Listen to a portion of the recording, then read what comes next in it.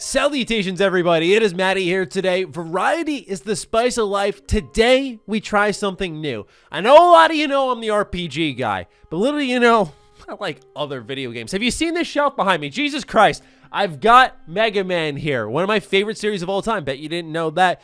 Today, I want to talk about Halo. I want to diversify a little bit because as we dive more into our Xbox coverage, this is a very big game for them to hit, and I have been a lifetime Halo fan. I just want to talk about everything I saw at the E3 re-reveal for Halo Infinite and how I'm feeling about things. So we're going to test the waters here. Algorithm gods, please be with me. Bless me with the viewership that can justify future coverage. And with that, let's talk about Halo Infinite.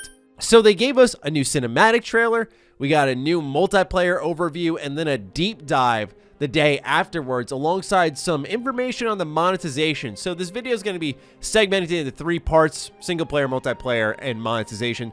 Let's start off with the single player because Halo is one of the few remaining first-person shooters that has a reason to buy the campaign, in my opinion. I can't think of many out there. You know, I look at Call of Duty as an example where you have the occasional, I feel, good campaign. I liked Black Ops Cold War's campaign a lot. I thought it was really neat, especially it comes from the devs who made Singularity, so I'm not too surprised. But even if it sucks, you go over to the multiplayer, you're like, yeah, that's fine. That's what we're looking for. Halo is one of the few instances where there's a lot of people who buy for the story. So I found this cinematic trailer particularly interesting because you see the ring once again, and I want to see more, right? I want to see if there's going to be more regions that we explore, which I anticipate how expansive the regions we do explore are. But more importantly is the story details that they ever so slightly gave us a hint at. And what's interesting is that you can start to piece things together from books and previous games. And if you've played Halo Wars 2, you have an idea of why the Banished are here. But with things happening with Cortana, the Banished, and Locke, there's a lot up in the air, and it's really hard to tell where everything will fall, and especially it can be slightly concerning with its 10-year evolution it's promising, where I hope the story, when it does conclude, ends in a proper place. Now, as for what we saw in the trailer, one of my favorite things was Chief's dialogue. He talks a lot in prior Halo games from 343, especially Halo 5. He just... What I loved more than anything, I'm going to say this multiple times in this video, is that 343 seems to be getting Infinite right because it managed to modernize nostalgia. So there were so many things I saw through this cinematic trailer, and especially through the multiplayer, where I went, that's Halo. I remember Halo 3 in middle school, man. That was the good shit. And then realizing this is a whole new thing. So what I mean by that is the dialogue. A couple lines stuck out to me. The first one was just Chief saying, I told you. It's enough. Him also saying, the mission's changed. They always do. One of my favorite things about Chief is just his stoic nature. He's got it handled. He doesn't need to talk a lot. There's so many philosophically deep, interesting characters that are based off of famous books. And it's like, you know what? It's kind of cool that we just got this dude who kicks a lot of ass. You know, you start off Combat Evolved, you pop out of the pod, ship's under attack, aliens everywhere. You're like, all right, let's do this. And you start killing everyone. You got it handled. That's one of the coolest things about Chief. He's sensitive, clearly. You see in the trailer as he moves the bodies around delicately. But otherwise, he's got it on lock. This dialogue represents that. What I think will be more interesting to discuss, however, is the AI, the new AI, with Cortana's voice actress, who was designed to enter this installation, imitate Cortana, restrain her for retrieval, where Chief would take her back to the Infinity for deletion, which did not occur. The AI also was supposed to be deleted when this was done, which means something stopped it. And I've seen some really wild theories online, ranging from, you know, Cortana, this is her, and she's trying to start anew after a pretty wild run in 4 and, more importantly, 5. That or someone else is involved. Once again, it's a lot of unknowns, and I'm not going to sit here and act like a complete Halo narrative expert, but it was intriguing. So I like where they're going. I was disappointed there wasn't gameplay, though. I wanted to see more gameplay. I wanted to see regions and have that be explored a bit more. So I'm curious how they're going to market this game since we don't have the release date. The release date, man, it's just a window. Everything else got a date, but that. Is it cause for concern? I think to some extent, yes, but let's stay away from the negativity for just one sec. Let's get into multiplayer. This was awesome to see them absolutely kill it because with it being free to play, Halo will find its legs this fall, and I think it's going to capture a lot of people. I think it's going to be a highly streamed game. I think a lot of people are going to be diving back in and hopefully remembering why they love Halo. At least early signs indicate that 343 has been taking some notes from Bungie, but have also evolved what Bungie did, where it feels like a true sequel to 3, where my buddy Chris Raygun put it perfectly, that everything that 343 has really been doing felt like a sequel to Reach, specifically in the multiplayer region. So with Halo multiplayer here in Infinite, they really honed in on the sandbox elements of it, the interactivity of physics, and anything can really happen.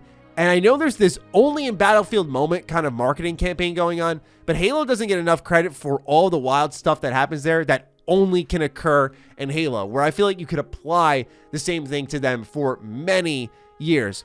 So the new evolutions they're doing are taking, for example, Halo 3 and its equipment system and allowing you to, for example, stash them, or you see something like the grapple hook and you can use it to pull in weapons and use them immediately to sort of turn the tide on your foe. Or you can grapple jack, the spin-off from the Applejack cereal, and you can get in someone's vehicle from there.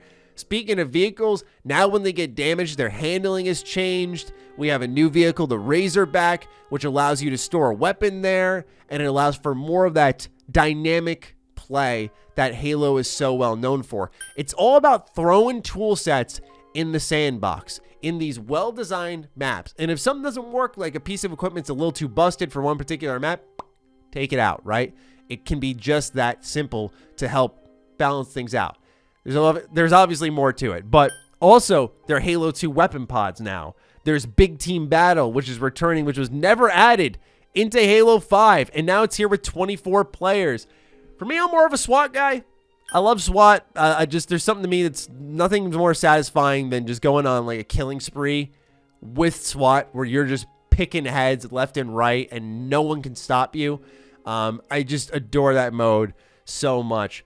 But overall, it's the level of interaction with the environment, the way that you can see Halo in the game and its handling of weapons and its vehicles being these, once again, tools. They're not like Battlefield. I love Battlefield, by the way, but I never used vehicles in Battlefield because sometimes you could plop yourself in a tank and kill 20 people, and it felt like an artificial win because you're not going around outskilling people. With Halo, your vehicle can be destroyed pretty easily, and especially now that the handling will be changed by the damage, it's even more of a risk reward where, hey, you can get to the capture the flag base really quick in this Warthog, but if the handling gets screwed or if it blows up, you've just lost 3 team members, something along those lines. That give and take is what Halo is all about. So it seems like they're honing in beautifully on its dynamic nature and just giving you tools to have these, wow, I can't believe that occurred. Not only that, but the refusal to buy into trends. I think they will eventually do Halo Battle Royale. It makes too much sense, and I think it would work pretty well. But what I love is that they're going to do Halo right, hopefully, and then bring Halo to the popular thing. Don't bring the popular thing to Halo, because Halo loses its identity right away. I feel like then it shows, wow, we're in a position where to make Halo relevant, we got to throw it in a BR. Make Halo good, make Halo appealing, then take it to a BR so that good and appealing thing can modify how BRs are handled. I'm not talking battle rifles. I'm talking battle royales, hopefully. You know that. Last part that really did capture the internet more than anything, I felt, was the monetization and the practices that 343 is preaching. Now, I've learned from Fallout 76. You can tell me all day how you're going to bring no gameplay changes to your monetization systems. I remain skeptical until I lay my hands on it, because then suddenly 76 started throwing all manner of things that would affect your gameplay. As it stands now, though, I love what I'm hearing from 343, and it should be this way. When you've got Microsoft at your back, I'm not saying you don't got to make a profit. A lot of people think that because these companies are so big, they suddenly don't have to make a profit. No, but they should be the ones leading the charge with the amount of financial backing they have to take a risk, a slight risk at that, and make it a lot more user-friendly. So what's happening is, as I'm sure many of you have heard, no loot boxes. Battle passes don't expire. There are cosmetics only from whatever you earn in multiplayer, and they're going to be adding things seasonally, like new equipment that will change how maps play out. And of course, if it's broken, you just pull it out of the map. It'll give you new armor to wear. And they've done away with the red and blue. And so now you can truly have this look and feel to your character in Halo, which, of course I love. But I just like how it seems, of course, that there's been this trend for a while with no loot boxes with Battlefront. That doesn't surprise me. There's been a trend for a while of cosmetic only. What I like more than anything as a longtime Smite player is just no expiring battle passes. Just dive in, go for the thing you want when you want, because they do say this in the Halo Waypoint and the Xbox Wire Post. It's so true, though. These games become a chore. As many of you know, I like to review a lot of games, so there are certain titles that I'll play and wish I could stick with for much longer, but I'm unable to because I want to give people information on the next new thing coming out, and I'm also interested in that. So I don't hang around multiplayer games much because by the time I come back, I've missed 4 different content updates, and I start to get annoyed because I see things that I would have liked, but I can't get, and maybe I can get if I spend money. What I like is I can hop in when I want, I can get what I want when I want, and for me, that keeps me coming back. That keeps me hooked. That keeps me compelled. That makes me interested. I know many other games do battle passes beyond Smite, but for me, that was like the main multiplayer game for me for years, like the better part of a decade. So I'm just speaking from that experience here. Overall, really liking what I'm hearing here. I don't want this game to become a chore. I want it to do well. I'm curious about the story, slightly optimistic about it and its mysteries, but at the end of the day, I do worry how they're going to wrap all of these questions up in a meaningful way, in a understandable way. And when it comes to the multiplayer, I think it's full steam ahead. They should get a beta out ASAP, get people chatting more. There's already a lot of talk about it. That's the one thing that's missing alongside the release date. So we'll see sometime this summer. They're apparently doing testing. And with that, I'll leave it in your hands. Ladies and gentlemen, let me know what you think about Halo Infinite, and hopefully you enjoyed something a little bit different today. With that, I'll talk with all of you very soon. Be sure to follow me on Twitter, follow me on Instagram. Those links are in the description down below. And a big thank you to all the patrons, all the members who let me try an experiment like this. This may fail, but at least I won't not be able to afford food, So thank you so much, and I'll talk with you soon. Stay sexy, stay active. I love you all. Peace.